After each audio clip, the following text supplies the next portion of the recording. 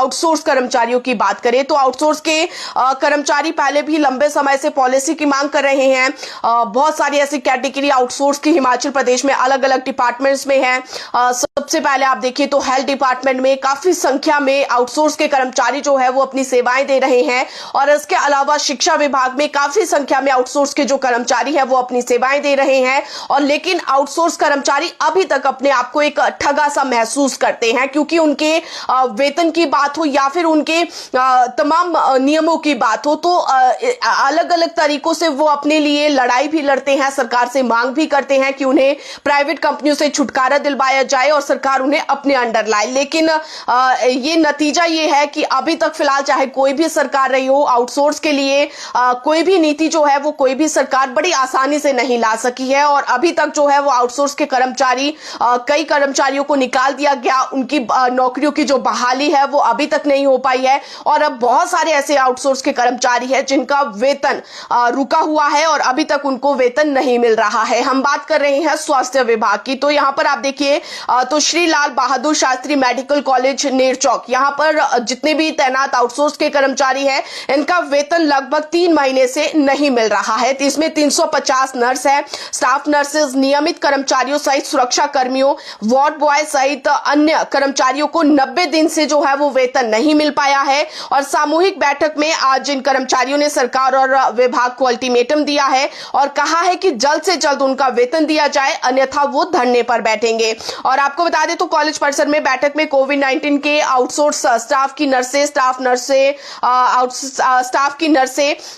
Nurses, ward boy, सफाई कर्मचारी और सुरक्षा गार्डों ने कई फैसले और कड़े लिए और कहा कि पूरे हिमाचल प्रदेश में लगभग 2000 आउटसोर्स कर्मचारी कोविड-19 के दौरान सरकारी अस्पतालों में लगाए गए थे और इस दौरान जो है वो इन्होंने रेगुलर अपनी सेवाएं दी है। लेकिन अब 3 महीने का समय हो गया, सरकार इनकी सुध नहीं ले रही है और उनका जो वेतन है वो अभी तक नहीं दिया जा रहा है। तो इस तरह से ये डिमांड्स है तमाम सभी आउटसोर्स के कर्मचारियों की। अब इन्होंने दो टूक कहा है कि अगर उनका वेतन इसी तरह से लटकाया गया तो वो धरना देंगे। और इसी तरह से अलग अलग डिपार्टमेंट्स में आप देखिए तो चाहे वो सरकारी स्कूलों में लगे कंप्यूटर टीचर्स है जो कि आउटसोर्स के तहत लगे हैं, ये कंप्यूटर टीचर्स भी 22 से 25 सालों से स्कूलों में पढ़ा रहे हैं और अब अपने लिए पॉलिसी की मांग कर रहे हैं। साथ ही साथ सरकार को यह भी सुझाव दे रहे कि सरकार आने वाले समय में आउटसोर्स के तहत और भर्तियां ना करवाए ताकि दूसरे युवाओं का अब सालों साल जो है वो इस तरह से शोषण ना हो। तो कंप्यूटर टीचर्स है जो अपने लिए पॉलिसी की मांग कर रहे हैं,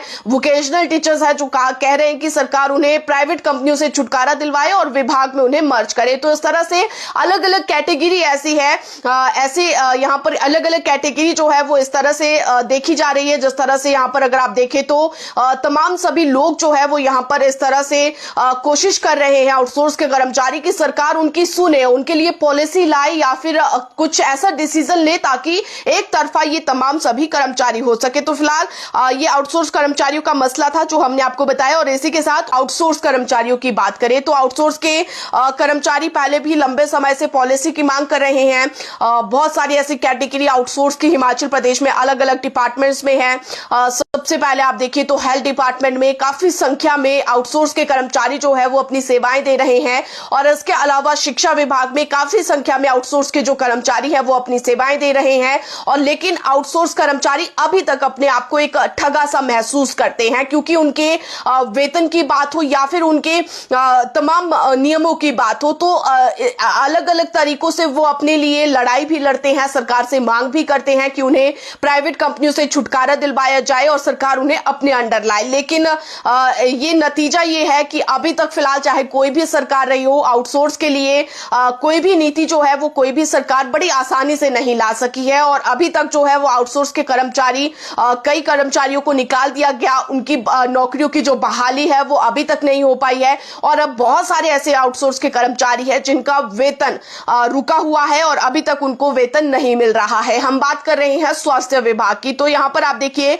तो श्री लाल बहादुर शास्त्री मेडिकल कॉलेज नेरचौक, यहाँ पर जितने भी तैनात आउटसोर्स के कर्मचारी हैं इनका वेतन लगभग 3 महीने से नहीं मिल रहा है। इसमें 350 नर्स है, स्टाफ नर्सेज, नियमित कर्मचारियों सहित सुरक्षा कर्मियों, वार्ड बॉय सहित अन्य कर्मचारियों को 90 दिन से जो है वो वेतन नहीं मिल पाया है। और सामूहिक बैठक में आज इन कर्मचारियों ने सरकार और और विभाग को अल्टीमेटम दिया है और कहा है कि जल्द से जल्द उनका वेतन दिया जाए, अन्यथा वो धरने पर बैठेंगे। और आपको बता दें तो कॉलेज परिसर में बैठक में कोविड-19 के आउटसोर्स स्टाफ की नर्सें, स्टाफ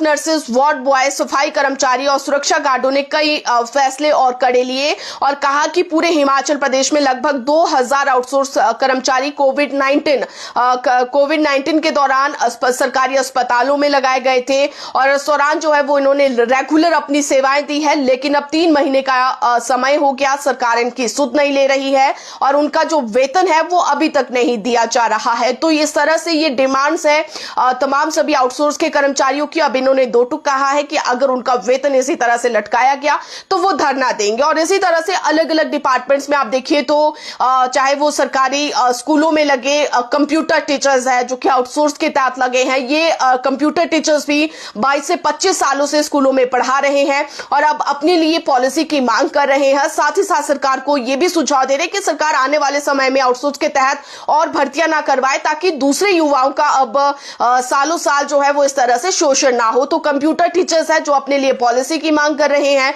वोकेशनल टीचर्स है जो कह रहे हैं कि सरकार उन्हें प्राइवेट कंपनियों से छुटकारा दिलवाए और विभाग में उन्हें मर्ज करे। तो इस तरह से अलग अलग कैटेगरी ऐसी है, यहां पर अलग अलग कैटेगरी जो है वो इस तरह से देखी जा रही है। जिस तरह से यहां पर अगर आप देखें तो तमाम सभी लोग जो है वो यहां पर इस तरह से कोशिश कर रहे हैं आउटसोर्स के कर्मचारी की सरकार उनकी सुने, उनके लिए पॉलिसी लाए या फिर कुछ ऐसा डिसीजन ले ताकि एक तरफा ये तमाम सभी कर्मचारी हो सके। तो फिलहाल ये आउटसोर्स कर्मचारियों का मसला था जो हमने आपको बताया और इसी के साथ